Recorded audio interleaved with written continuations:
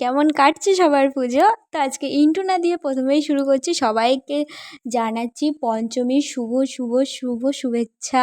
শুভ পঞ্চমী সবাইকে। সবাই পুজোটা আনন্দ করে কাটুক। আমি জানি কলকাতা শহরে পুজো প্রায় একাদশ মহলার পরের দিন থেকেই, মহলা থেকেই পুজো শুরু হয়ে গেছে, মানে দেখা শুরু হয়ে গেছে, অনেক প্যান্ডেল ওপেন হয়ে গেছে।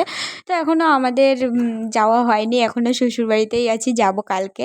তো গিয়ে আমরাও ঘুরতে শুরু করব। তো আজকে চলো একটু পুজোর শপিং করতে বেরিয়েছিলাম অনেক দিন আগে, মানে মহলারও আগে গেছিলাম শপিং করতে। তো তারপর কী কী মানে ভিডিওটা আসলে আপলোড করা হয়নি, ভিডিও করা ছিল, তোমাদের সাথে শেয়ার করা হয়নি। তো দেখো এখন ভিডিওটা পুরোটা দেখতে থাকো, কোথায় যাই, কী কী করি আর কী কী কেনাকাটা করি, চলো দেখতে থাকো।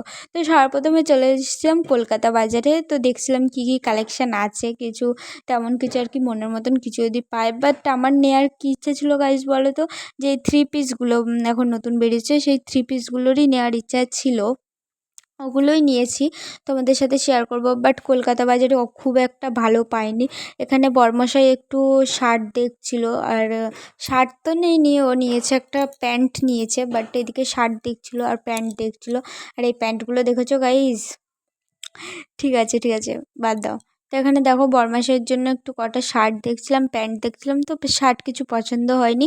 এবার প্যান্টের মধ্যে ওখান থেকে একটা প্যান্ট, মানে কোনো ডিজাইন না গাইজ, ফুল ব্ল্যাকের মধ্যে আসলে প্যান্টটা খুঁজছিলাম।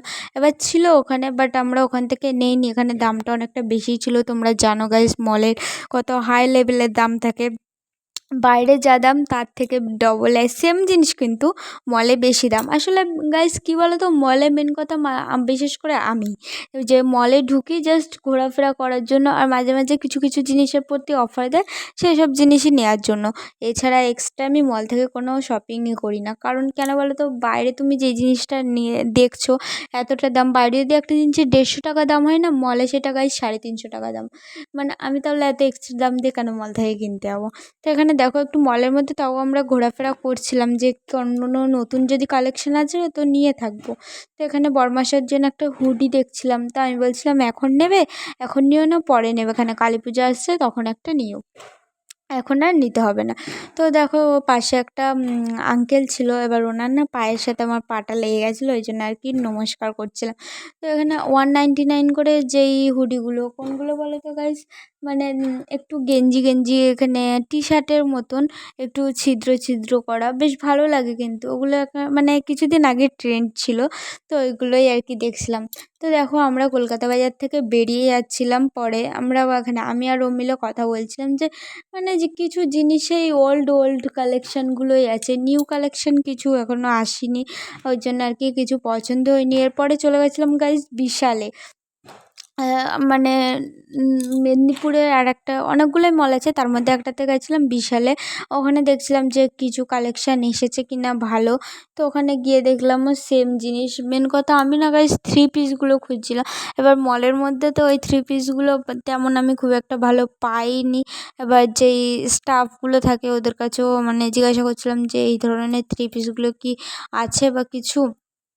এবার ওরা যা দেখাচ্ছিলো তার মধ্যে আমার পছন্দ হয়নি। তারপরে তো সেই বাইরে বেরিয়ে কিনেছিলাম। দেখতে পাচ্ছি ফ্যাশনের মধ্যে সবাই ঢুকছি, আর এখানে না গাইজ খুব সুন্দর গান বাজিয়েছিল। আমি না ফিল নিচ্ছিলাম যে হ্যাঁ গানটা বেশ পুজো পুজো আসছে, একটা ভাইব দিচ্ছিলো। তো দেখো গাইজ তারপর বাড়ি চলে এসেছিলাম, আর ওখানে তো কন্টিনিউ করা হয়নি।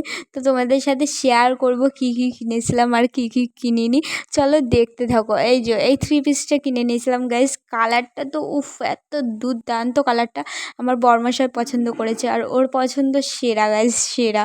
মানে ও যদি আমাকে কোনো কিছু পছন্দ করে কিনে দেয়, আমি মানে সত্যি সেই জিনিসটা আমার মানে অনেক দিন টেকেও, আর সেই জিনিসটা আমার গায়ে ফোটেও। আর এই প্যান্টটা দেখো গাইজ কত সুন্দর, নিচের পায়ের ঝুড়িটা দেখেছো গাইজ? আমি ঠিক এই ধরনের থ্রি পিসগুলোই খুঁজছিলাম, যাতে ক্যারি করা যায়, যে কোনো অনুষ্ঠানে যাতে পরা যায়। তুমি ধরো কোনো বিয়েবাড়িতে পরে গেলা, কোনো জন্মদিনে পরে গেলা, আবার কোনো পুজো আচ্চাতেও পরলা, মানে এরকম আর কি। তো আর সুতির থ্রি পিসগুলো কেমন বলো তো গাইজ, কোথাও বেড়াতে গেলা ব্যাস এটুকুই, ওই সব বিয়েবাড়িতে আর কি পরা যাবে না। তো আমি ভাবছিলাম সিম্পলের মধ্যে একটু যাতে জাঁকজমক থাকে।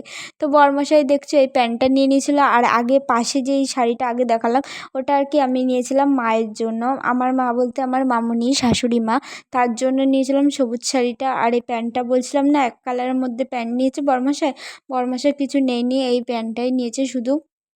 আসলে ওর শার্ট আছে, নতুন নতুন 3-4টে শার্ট আছে, ওই জন্য আর কিছু নেইনি। আর এখানে দেখো আমি এর সাথে আমার চুড়িদারের সাথে ম্যাচিং করে একটা কানের নিয়ে নিয়েছি। কানেরটা কিন্তু কত দাম নিয়েছে জানেন গাইস? আমার কাছ থেকে না কানেরটা ঠকিয়ে নিয়েছে।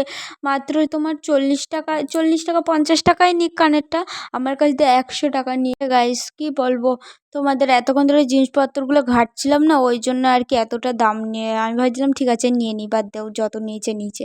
তো এখানে দেখো তা মায়ের জন্য এই শাড়িটা নিয়েছিলাম, আসলে মায়ের জন্য একটা সুতির ছাপা নিয়েছিলাম। এই ছাপাটা কিন্তু সুন্দর গাইস, ভালো লেগেছে নিয়ে নিয়েছি। কারণ মায়ের জন্য কোনো দামি মানে কিছু নেইনি, কারণ মা এই শাড়িটা নিলে রেগুলার পরতে পারবে, মায়ের অনেক নতুন নতুন শাড়ি আছে।